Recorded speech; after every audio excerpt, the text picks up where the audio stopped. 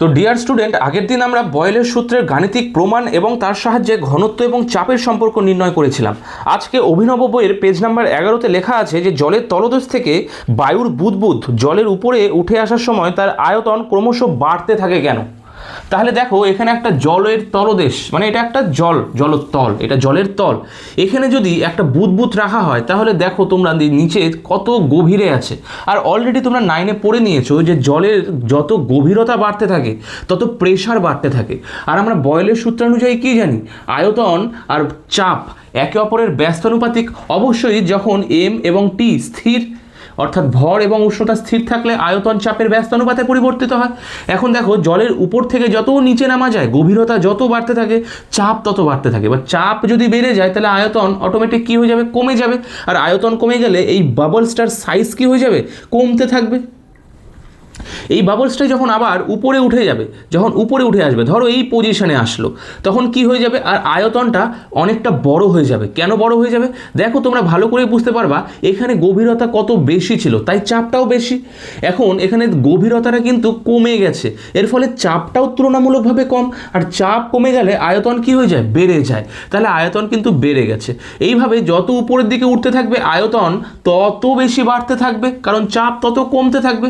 তাহলে বোঝাই যাচ্ছে যে এটা একটা বয়েলের সূত্রের উদাহরণ। এবার এখান থেকে আরেকটা প্রশ্ন হয় যে বেলুনে ফু দিলে বেলুনের আয়তন বাড়ে এবং চাপও বাড়ে, এখানে বয়েলের সূত্র কি লঙ্ঘিত হচ্ছে? দেখো, ধরো এটা একটা বেলুন আছে, ঠিক আছে, এটা একটা ধরো বেলুন আছে। এই বেলুনটাকে যখন আমি ফু দিয়ে ফুলাবো, তার মানে কি এখানে বাতাস ঢুকছে, এবং বাতাস ঢোকার পরে বেলুনটার সাইজ কী হয়ে যাবে, বড় হয়ে যাবে। বেলুনটার সাইজ কী হয়ে যাবে, বড় হয়ে যাবে। এখন তুমি এখানে যা চাপ ছিল যদি মেপে দেখো, এখানে চাপ মাপবা দেখবা বেশি হয়ে আছে, এবং এখানে যে আয়তন ছিল এখানে আয়তন মাপবা দেখবা বেশি। দেখো ফুলে আছে, তার মানে কি আয়তন বেশি।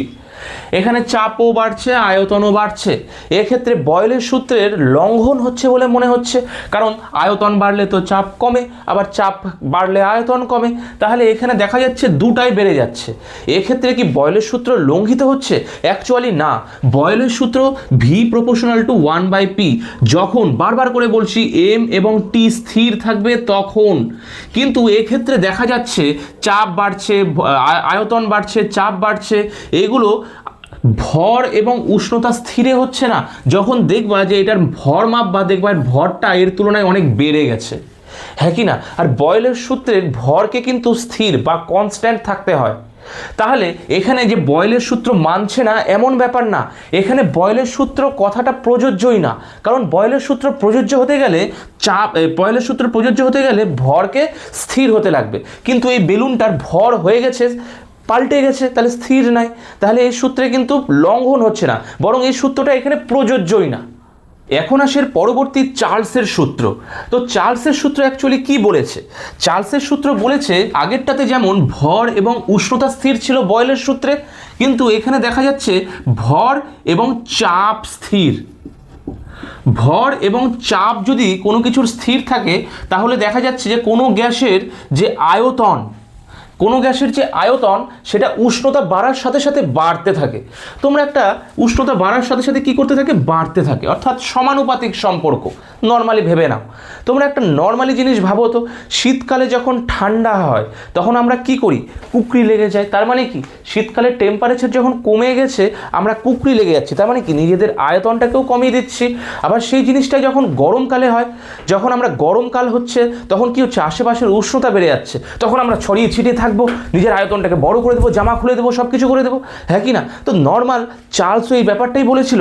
শুধু বলেছিল কি যে নির্দিষ্ট চাপ এবং নির্দিষ্ট ভরে কোনো গ্যাসের আয়তন তার 1 ডিগ্রি বাড়ার সাথে সাথে, শুধু তাই নয়, চার্লস বলেছে যে কতটা বাড়ে সেটাও বলেছে। 1 ডিগ্রি বাড়ার ফলে তার প্রাথমিক আয়তনের 1/273 অংশ বৃদ্ধি বা হ্রাস পায়।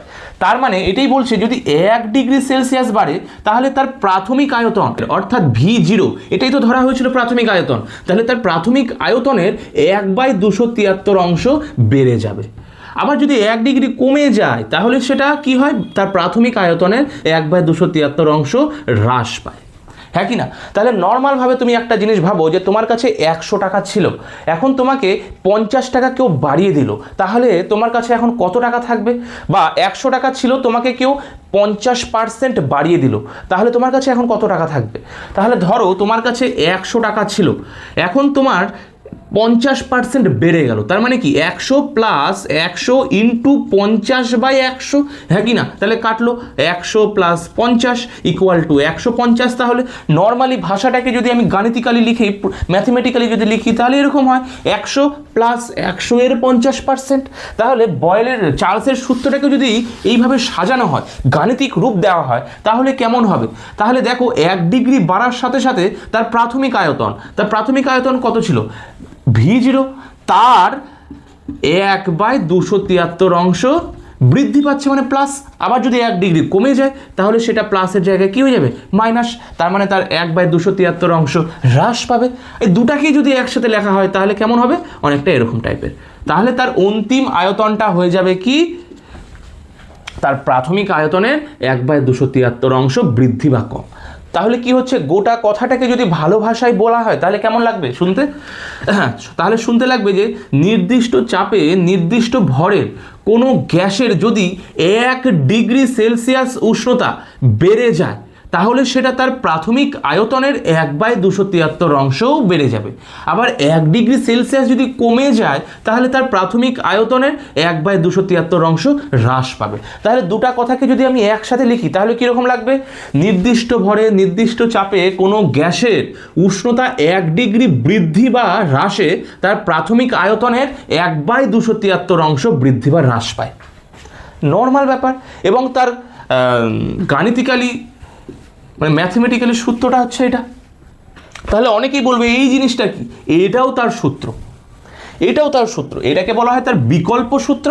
উষ্ণতা বাড়ছে, আয়তনও বেড়ে যাচ্ছে, আর এটা হচ্ছে তার সূত্রের ম্যাথমেটিক্যালি প্রুফ। তাহলে তোমরা এখানে একটা ভালো করে জিনিস দেখো, যদি এখানে 1 ডিগ্রি উষ্ণতা বাড়ে, তাহলে এখানে 1/273 হবে, হ্যাঁ কি না? যদি এখানে 2 ডিগ্রি উষ্ণতা বাড়ে, তাহলে সেখানে কেমন টাইপের সূত্রটা হয়ে যাবে দেখতে? V0 plus minus V0 into 2/273, হ্যাঁ কি না? এখন যদি 3 ডিগ্রি বাড়ে, তাহলে কেমন হয়ে যাবে? V0 plus minus V0 into 3/273, এরকমই তো হচ্ছে। এখন যদি T ডিগ্রি বেড়ে যায়, তাহলে সূত্রটা কেমন লাগবে? VT equal to V0 plus minus V0 into T/273। অনেক বই এরকমও লেখা থাকতে পারে, ঠিক আছে? তাহলে এখন তোমরা দেখো যে আমরা বের করব চার্লসের সূত্রের সাহায্যে পরম শূন্য উষ্ণতা। তাহলে একটু আগে আমি বললাম যে V যদি 1 হয়, তাহলে সেক্ষেত্রে কেমন হয়? V0 plus minus V0 into 1/273। V যদি 2 ডিগ্রি বেড়ে যায়, তাহলে কি বলবো? V0 plus minus V0 into 2/273। Sorry, এখানে একটু ভুল হয়ে গেল, 273, ঠিক আছে? যেখানে কি এই V0টা হচ্ছে তার প্রাথমিক উষ্ণতা। এইভাবে যদি VT যদি লিখি, তাহলে হচ্ছে V0 plus minus V0 into T/273, হ্যাঁ কি না? এটাই তো একটু আগে বললাম। এখন দেখো এখানে দেখাচ্ছে পরম শূন্য উষ্ণতা। পরম শূন্য উষ্ণতা বলতে কি বুঝি? পরম শূন্য উষ্ণতা বলতে সেই উষ্ণতাকে বোঝায় যেখানে আয়তন হয়ে যায় 0, সমস্ত গ্যাসের আয়তন শূন্য হয়ে যাবে, তাকে বলা হবে পরম শূন্য উষ্ণতা। মানে টেম্পারেচার এমন থাকবে যেখানে গ্যাস আর গ্যাসিয়াস স্টেটে থাকতে পারবে না, হয় তরল হয়ে যাবে, নয় কঠিন হয়ে যাবে। এখন কোনো গ্যাস তো কঠিন হতে পারে না, তাই সে তরলে পরিণত হবে, হ্যাঁ কি না? তাহলে দেখবো যে সেই উষ্ণতাটা কত যেখানে গ্যাসের আয়তন অর্থাৎ ভিটাই হয়ে যায় 0। তাহলে তোমরা নিজেরাই ভাবো, এখানে ভিটাকে আমাকে 0 করতে হবে, 0। তার মানে কি এমন করলে এটা 0 চলে আসবে? টোটাল এই পার্টটা 0 চলে আসবে, তাই তো বের করতে হবে। পরম শূন্য উষ্ণতা মানে তো তাই যে আয়তনটা 0। তাহলে তোমরা যদি 1 বসাও তো কোনো কিছুই হচ্ছে না। তো ধরে নিচ্ছি উষ্ণতাটা বাড়ছে 1 ডিগ্রি বাড়ার ফলে, তাহলে কি হচ্ছে? এখানে প্লাস চিহ্ন দিয়ে রাখছি, সুবিধার্থে কী করলাম? প্লাস দিয়ে দেখাচ্ছি। এখন যদি 1 ডিগ্রি বাড়িয়ে দাও, তাহলে 1 ডিগ্রিতে তো 0 হচ্ছে না, 2 ডিগ্রিতেও জিরো হচ্ছে না। অনেকে বলবে স্যার একটু V0 বসিয়ে দেখেন, জিরোতে যদি হয়ে যায় টি এর জায়গায় যদি জিরো বসান, তাহলে দেখো V0 যদি বসায় তাহলে V0 plus minus V0 into T এর জায়গায় কত বসে যাবে? জিরো। তাই তো হচ্ছিল, 1 এর জন্য 1, 2 এর জন্য 2, তো জিরোর জায়গায় নিশ্চয়ই 0/273। তাহলে হিসাব করলে দেখা যাচ্ছে V0 প্লাস এই টোটাল টার্মটা জিরো, তার মানে কি V0 equal to V0, zero কি আসছে? আসছে না, তার মানে জিরো বসালে হবে না। এখন তোমরাই মনে মনে ভাবো যে কত বসালে টি এর ভ্যালুটা, এই যে টি এর ভ্যালুটা কত হলে এই গোটা টার্মটা জিরো হয়ে যাবে, কমেন্টে জানাও।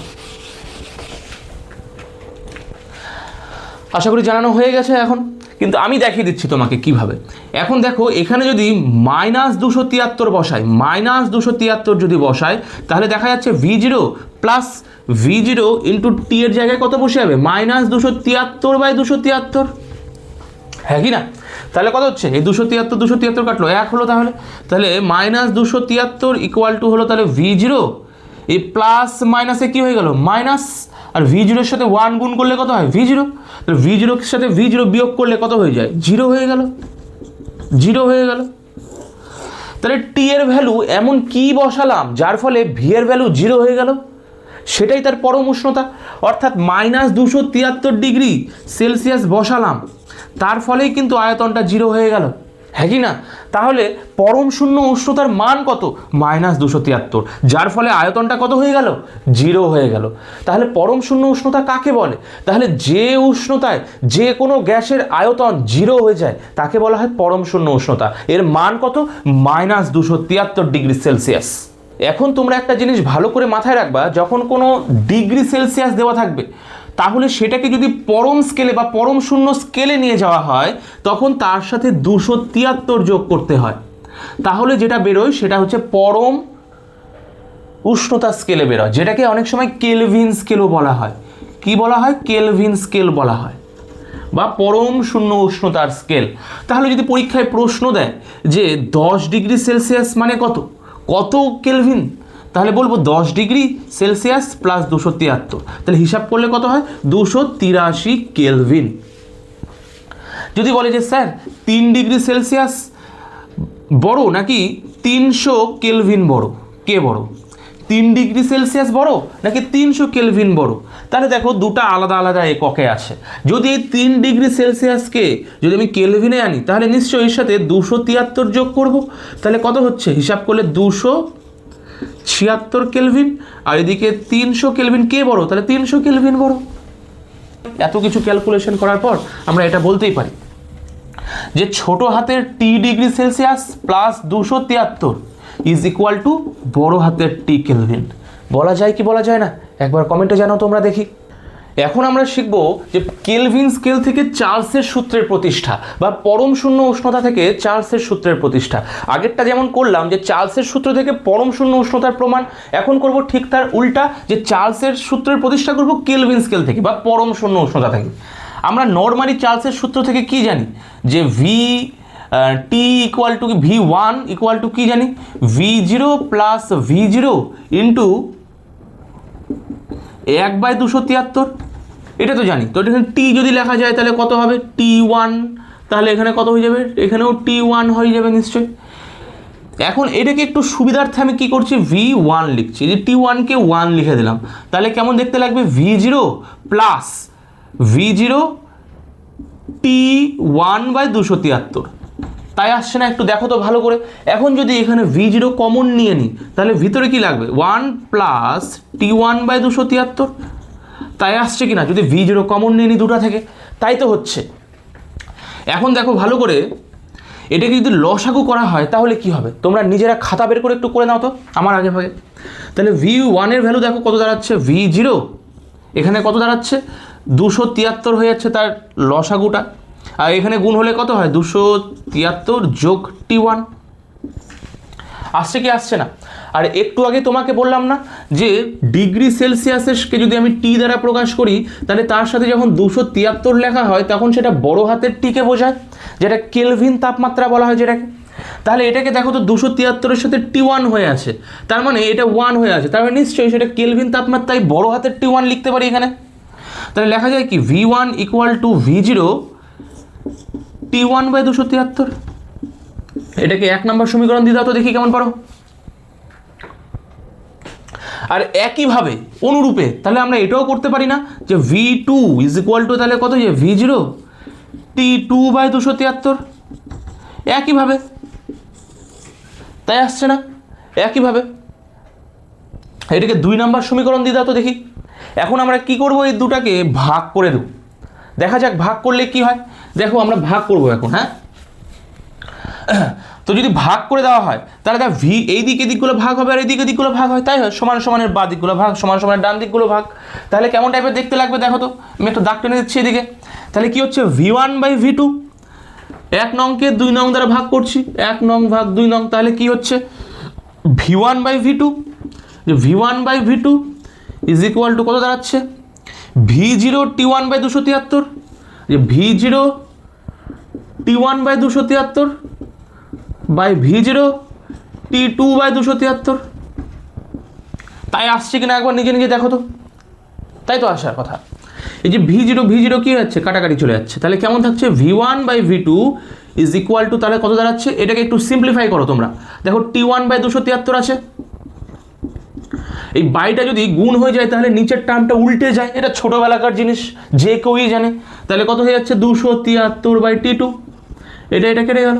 তাহলে কত দাঁড়াচ্ছে, V1/V2 is equal to T1/T2। তাহলে এটা হলো চার্লসের সূত্রের একটা বিকল্প রূপ। এইটাও একটা রূপ, অবশ্যই এটাও একটা রূপ, আবার এটাও একটা রূপ। তাহলে দেখা যাচ্ছে যে V1 আর T1 পাশাপাশি আর V2 T2 পাশাপাশি। তার মানে বলাই যেতে পারে V প্রপোর্শনাল টু বড় হাতের T বা কেলভিন তাপমাত্রা। অবশ্যই মাথায় রাখবে বড় হাতের T মানে কেলভিন তাপমাত্রা। তাহলে আমরা বলতেই পারি যে কোনো গ্যাসের অবশ্যই চার্লসের সূত্র মানে কি কি স্থির থাকবে, কমেন্টে জানাও। M এবং P। বয়েলের সূত্রে MT স্থির ছিল আর চার্লসের সূত্রে MP স্থির আছে। তাহলে তোমরা নিজেরাই বলো তো যে দুটা সূত্রের মধ্যে কমন ধ্রুবকটাকে, একটাতে বয়েলের সূত্রে ছিল MT আর চার্লসের সূত্রে MP, তাহলে কমন কে আছে, M। তাহলে এটাও প্রশ্নে দেয় অনেক সময় যে চার্লস এবং বয়েলের সূত্রের সাধারণ ধ্রুবকটির নাম কি, ভর বা M। তাহলে আমরা বলতেই পারি যে চার্লসের সূত্রটা অনুযায়ী আমরা বলতে কি পারি যে কোনো গ্যাসের চাপ এবং ভর যদি স্থির থাকে তাহলে সেই গ্যাসের আয়তনটা তার বড় হাতের T মানে পরম শূন্য তাপমাত্রার সাথে সমানুপাতে পরিবর্তন হয়। এখন আমরা জানবো বয়েল এবং চার্লসের সমন্বয় সূত্র বা চার্লস বয়েলের সমন্বয় সূত্র, একই কথা। প্রথমে আমরা বয়েলের সূত্র জেনেছিলাম। তাহলে বয়েলের সূত্রানুযায়ী আমরা কি জেনেছিলাম, প্রথমে বয়েলের সূত্রানুযায়ী আমরা কি জেনেছিলাম, V প্রপোর্শনাল টু 1/P। জেনেছিলাম না? অবশ্যই জেনেছিলাম। যখন কি স্থির, M এবং T যখন স্থির থাকে। এবং তারপরে কি জানলাম, চার্লসের সূত্র। তাহলে চার্লসের সূত্রানুযায়ী আমরা কি জানি, চার্লসের সূত্রানুযায়ী আমরা এটা বলতে পারি যে V প্রপোর্শনাল টু বড় হাতের T। বড় হাতের T মানে পরম শূন্য উষ্ণতা। যখন কি স্থির থাকে তোমরা একটু নিজেরা বলো তো, ভিডিওটাকে স্কিপ করে। হ্যাঁ, ভর এবং চাপ অর্থাৎ MP, আর দুটার কমন ধ্রুবককে M। ঠিক আছে। তাহলে দেখো তোমরা অঙ্কে অলরেডি ভেদ পড়েছ হয়তো বা। দেখো দুটা V এইদিকে আর এদিকে আলাদা আলাদা টার্ম। তাহলে আমরা যদি যৌগিক ভেদ করি, অঙ্কে করেছো নিশ্চয়ই, যৌগিক ভেদ যদি আমরা করা যায় তাহলে কি হয়, যৌগিক ভেদ যদি না জানো তাহলে জেনে নাও, দুটাই তো V। তাহলে আমরা একটা V লিখে দিতে পারি প্রপোর্শনাল টু। পাশাপাশি কে আছে দেখো তো, V এর পাশাপাশি কে আছে, T আছে, তো T লিখে দিলাম। আর V এর নিচে কি আছে, পাশাপাশি তো T আছে, পাশাপাশি 1 আছে, তো 1 লিখলেও কি না লিখলেও কি। আর V এর নিচে কি আছে, P, তো নিচে P লিখে দিলাম। কোনো অসুবিধা কি? তাহলে দেখো এখানে যদি প্রপোর্শনাল টুটা যদি উঠে যায় তাহলে কি হয়ে যাবে, যদি প্রপোর্শনাল টুটা উঠে যায় সমান সমান যে একটা ধ্রুবক চলে আসে, তো ধ্রুবকটা KT/P। এখন যদি কোণাকুণি গুণ করি বা বজ্র গুণন করি তাহলে কি দেখতে পাচ্ছি, PV equal to KT into 1, অর্থাৎ PV ইকুয়াল টু KT। এটা হচ্ছে চার্লস বয়েলের সমন্বয় সূত্র। এখন এইটাকে যদি একটু কারুকার্য করা হয় বা মেকআপ মারা হয় তাহলে কেমন লাগবে বলো তো। দেখো এটাকে যদি একটু মেকআপ মারা হয় তাহলে কেমন লাগবে, কি আছে, PV/T করা যায় কি করা যায় না, টিটাকে নিচে নিয়ে চলে আসলাম। তাহলে কি PV/T is equal to K, হ্যাঁ কি না, নর্মালি ব্যাপার একটা। যে কেউই বুঝবে, ক্লাস 6-7 পড়া ছেলে পেলে। এখন যদি এটা 1 নাম্বার গ্যাসের ক্ষেত্রে হয়, যে কোনো 1 নাম্বার গ্যাস, তাহলে এটা কী হয়ে যাবে 1 1 1, আরে K1 করে দিলাম, কোনো অসুবিধা নাই। এইটা যদি একইভাবে 2 নাম্বার অন্য কোনো গ্যাসের জন্য হয়, তাহলে সেই সূত্রটা কেমন হয়ে যাবে, P2V2/T2 ইজ ইকুয়াল টু হয়ে যাবে কি K2। এখন তোমরা একটু নিজেরা ভাবো তো, এই যে K1 K2 এগুলো ধ্রুবক, মানে এগুলো চেঞ্জ হয় না, তার মানে কি এই দুটা সমান, K1 K2 যাই হোক এই দুটা সমান। আর এই দুটা যদি সমান হয়ে যায় তাহলে এই দুটাও কি সমান। তাহলে আমরা এটাই বলতে পারি না যে P1 V1/T1 is equal to P2 V2/T2? বলা যায় কি বলা যায় না? তাহলে এটাও কিন্তু চার্লস এবং বয়েলের সমন্বয় সূত্রের একটা আলাদা প্রমাণ, ঠিক আছে? তাহলে যদি পরীক্ষায় দেয় যে কোনটা করবো sir, PTV is equal to KT, PV equal to KT করবো না এটা করবো, অবশ্যই তোমরা এইটা করবা, ঠিক আছে? দুটা করলেই ঠিক, তো ওইটাও করলে বেটার। যেখানে কি P1টা কি হচ্ছে এখানে, যেখানে P1টা হচ্ছে তার প্রাথমিক চাপ, V1টা মানে কি আয়তন, 1 1 গুলো প্রাথমিক, মাথায় রাখবো, অঙ্ক দেয় এখান থেকে, তাই প্রাথমিক চাপ, প্রাথমিক আয়তন আর প্রাথমিক উষ্ণতা। এই উষ্ণতা কি ধরনের উষ্ণতা, পরম শূন্য উষ্ণতা, মানে কেলভিন উষ্ণতা যেটাকে বলা হয়। আর অবশ্যই যদি পরীক্ষায় বলে দেয় এই টি এর ভ্যালুটা তোমাদের 3 ডিগ্রি সেলসিয়াস বলে দেবে উষ্ণতায়, তখন এই 3-এর ভ্যালুটা যদি এখানে লিখে দিই তাহলে এটা ভুল হয়ে গেল, উত্তর মিলবে না। তাহলে কি করতে লাগবে, ডিগ্রি সেলসিয়াসটাকে আমাকে প্রথমে 273 যোগ করে কেলভিনে করতে লাগবে, তাহলে কত হয় 276। এই 276 কেলভিন যেটা হয় সেটা নিয়ে আমাকে কাজ করতে হবে। আর P2টা কি, P2টা হয় যেটা P1 যদি প্রাথমিক হয় তাহলে P2টা অন্তিম, প্রাথমিক চাপ অন্তিম চাপ, প্রাথমিক আয়তন অন্তিম আয়তন, প্রাথমিক উষ্ণতা অন্তিম উষ্ণতা। এবার পরীক্ষায় কি করবে, পরীক্ষায় যে কোনো 1 2 3 4 5টার ভ্যালু বলে দেবে আর একটা ভ্যালু বের করতে হবে, এটাই ব্যাস, এতটুকুই। খুব কঠিন কি না? তাহলে একবার বলো তো যে চার্লসের সূত্রের প্রথমে যে সূত্রটা প্রমাণ করেছিলাম সেটা দেখতে কেমন ছিল, কেমন টাইপের ছিল? VT ইজ ইকুয়াল টু কত ছিল, V0 plus V0 into T/273, এটা ছিল তো। যে যখন যখন P এবং M কি থাকে, স্থির থাকে। কি ছিল সূত্রটা, স্থির চাপ এবং নির্দিষ্ট ভরের কোনো গ্যাসের আয়তন প্রতি 1 ডিগ্রি বৃদ্ধি বা হ্রাসের সাথে তার প্রাথমিক আয়তনের 1/273 অংশ বৃদ্ধি বা হ্রাস পায়। এটাই তো ছিল। তো এটা কি, এটা কি নিয়ে কাজ হচ্ছে, আয়তন নিয়ে কাজ হচ্ছে।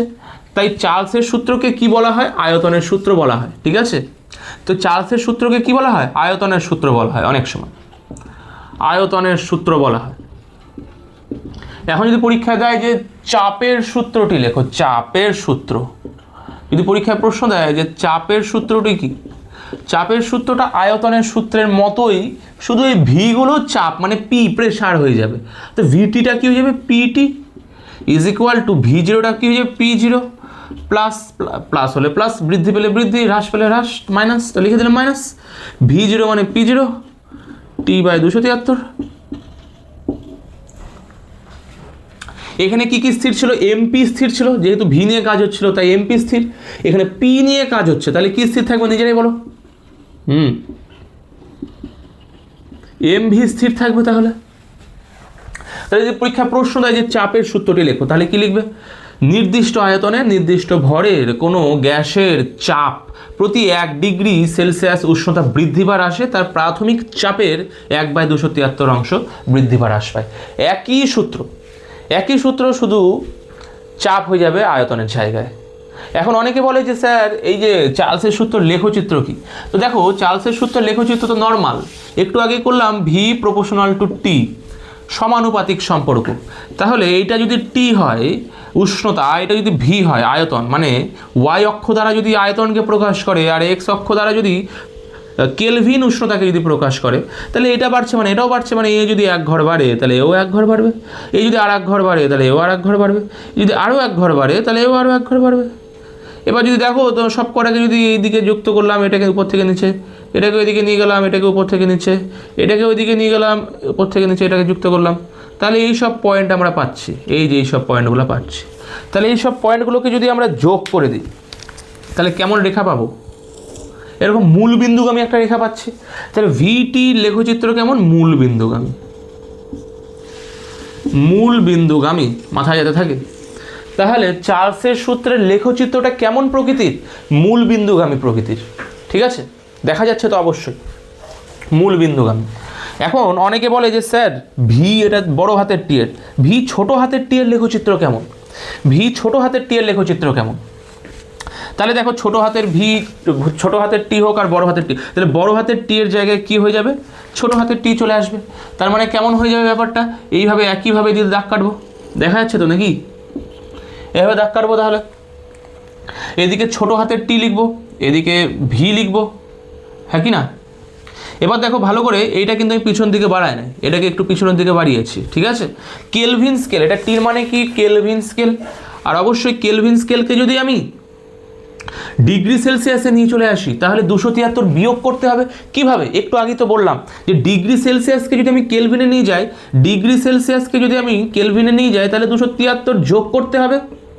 আর উল্টাভাবে যদি কেলভিন স্কেলের সাথে যদি 273 বিয়োগ করে দিই, তাহলে নিশ্চয়ই আমরা সেলসিয়াস স্কেল পাবো, হ্যাঁ কি না? তাই তো পাচ্ছি। তার মানে কি, এই যে বড় হাতের টি মানে কেলভিন স্কেলের সাথে যদি আমি ডিগ্রি সেলসিয়াসের যদি টি এর লেখচিত্র করি, তাহলে নিশ্চয়ই 273 কী করতে লাগবে? বিয়োগ করতে লাগবে। আর বিয়োগ করা মানে কি? পিছন দিকে চলে আসবে, এই সাইডে কোথাও, মানে এক্স অক্ষের বিপরীত দিকে কোথাও চলে আসবে, হ্যাঁ কি না? তাহলে এই যে লেখচিত্রটা যেটা মূল বিন্দু থেকে উঠছিল, সেটা মূল বিন্দু থেকেই উঠবে, কিন্তু কিছুটা উপরে, এখান থেকে। ঠিক আছে, আর যেহেতু এটা মাইনাস আছে, টি থেকে কি হয়ে আছে? মাইনাস হয়ে আছে, তাই এটা পিছন দিকে কোথাও বাড়াতে হবে। আর যেখানে গিয়ে মিট খাবে সেটা হয়ে যাবে -273 কেলভিন ডিগ্রি সেলসিয়াস। ঠিক আছে, তাহলে ভালো করে দেখে রাখবে, যদি ভি বড় হাতের টি মানে কেলভিন স্কেলের সাথে দেয়, তাহলে মূল বিন্দুগামী। আর যদি ভি ছোট হাতের টি এর সাথে দেয় মানে সেলসিয়াস স্কেলের সাথে, তাহলেও মূল বিন্দুগামী, কিন্তু এক্স অক্ষের বিপরীত দিকে কোথাও গিয়ে মিলবে। এটাকেও মূল বিন্দুগামী বলে, এটাকেও মূল বিন্দুগামী বলে। ঠিক আছে, তো ছবিটা একটু ডিফারেন্স, আর কিছু না।